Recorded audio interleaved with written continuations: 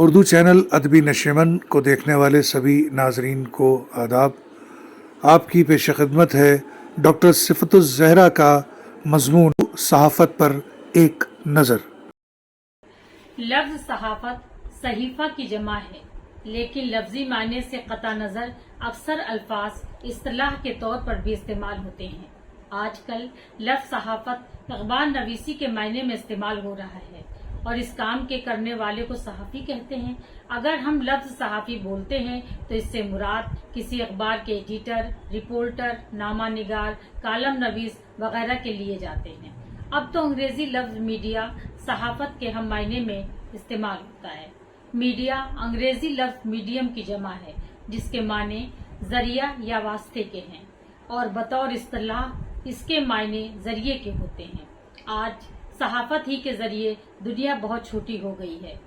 جو خبریں پہلے ہم کو معلوم نہیں ہوا کرتی تھیں، صحافت نے اس کو اتنا آسان اور قریب کر دیا ہے کہ دنیا میں ہونے والی کوئی بھی خبر چند لمحوں میں ہم تک پہنچ جاتی ہے۔ چاہے قدرتی عذاب ہوں یا موسم کا حال یا کوئی خاص تبدیلی، انسان فوراً خبردار ہو جاتا ہے۔ صحافت آج کی زندگی اور آج کی دنیا کی اہم ضرورت بن گئی ہے، کیونکہ اس کے ذریعے ہمیں سیاسی، معاشرتی حالات حاضرہ کی مکمل جانکاری فراہم ہو جاتی ہے۔ اگر ہم صحافت کی تاریخ پر غور کریں تو ہمیں روم میں جولیس سیزر کے عہد میں جانا ہوگا۔ یہاں سب سے پہلے ہاتھ کی لکھی جنگ گھوشنائیں جاری کی جاتی تھیں۔ انہیں اکٹا ڈیورونا کہا جاتا ہے، جس کا مطلب ہے دن بھر کی گھٹنائیں، جس میں سینیٹ کی بحث پہ کام ہوتا تھا۔ چین میں 15ویں صدی میں چھپائی شروع ہوئی۔ 15ویں صدی تک یورپ میں بھی چھپائی شروع ہو چکی تھی اور سب سے پہلا اخبار 16ویں صدی میں شائع ہوا، جس میں زیادہ تر سیاسی، سماجی اور خرچ سے متعلق خبریں ہوتی تھیں۔ 1513 میں یدھ سمبندی سماچار پتر نکلا۔ 1609 میں عوام کی دلچسپی کو دیکھتے ہوئے سب سے پہلا اخبار جرمنی میں اوینکا ریلیشنس اوڈر جوئیتنگ کے نام سے شائع ہوا۔ ہندوستان میں چھپائی 1550 میں مشنریوں اور پرتگالی نے شروع کی۔ 1780 میں جیمز اپسٹس ہنکی نے بنگال گزٹ کے نام سے ایک اخبار نکالا۔ یہ اخبار سیاسی اور تجارتی نقطہ نظر سے شائع ہوا۔ اس اخبار کے مدیر جیمز اگسٹس تھے، لیکن اس اخبار کے اشتہار اور خبریں حکومت کو پسند نہ آئیں۔ جیمز اگسٹس کو سزا دی گئی، مگر اس وقت اور بھی اخبارات شائع ہوئے۔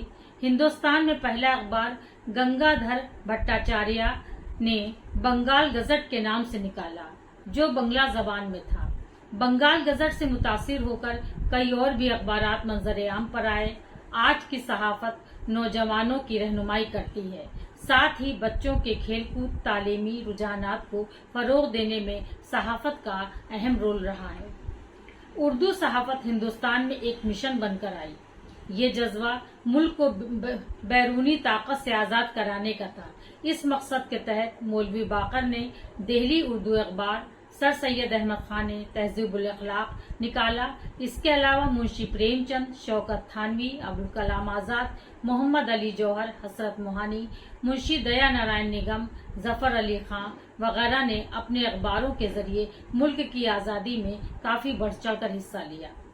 صحافت ہمیشہ وقت کے تقاضوں کو پورا کرتی ہے، مختلف عصری علوم کو بھی جگہ دیتی ہے۔ اس میں طنزیہ مضامین بھی ہوتے ہیں، ادبی رنگ بھی، تنقید و تحقیق بھی ہوتا ہے۔ آج صحافت ایک صنف میں شمار کی جانے لگی ہے۔ اخبار کی ایک ایک سطر قیمتی ہوتی ہے۔ دادا بھائی نوروزی، سریندر ناتھ بنرجی وغیرہ نے بھی صحافت میں اپنی بھاگیداری دی۔ Kesari, Liberty, Vande Mataram, Al-Hilal, Indian revenue وغیرہ اخبارات نے انگریزی سرکار کی جڑوں کو ہلا دیا۔ غرض کے اخبارات کسی بھی ملک کی ترقی کا سنگ بنیاد ہیں، مگر اکثر صحافی اپنے قلم کا سودا کر لیتے ہیں، اپنے قلم، اپنے خیالات کو بیچ دیتے ہیں۔ آج اکثر ایسی خبریں نشر ہو جاتی ہیں جن کا حقیقت سے کوئی تعلق نہیں ہوتا۔ کیا یہی ہمارا میڈیا ہے؟ کیا ہم ایسا کرنے سے یہ کام اپنی ذمہ داری کے ساتھ انصاف کر پائیں گے؟ یاد رکھیے، عوام کو صحافت پر پورا بھروسہ اور یقین ہے۔ اگر ہم ان کے جذبات سے کھلواڑ کریں گے تو یقیناً ہم اس صنف کا جنازہ نکال دیں گے۔ ہم سب صحافیوں کی ذمہ داری ہے کہ اگر ایک جٹ ہو کر صحافت کو مضبوط اور معتبر بنائیں، اپنے قلم کا سودا بالکل بھی نہ کریں۔ اگر قلم بک گیا تو سمجھیے صحافی مر گیا۔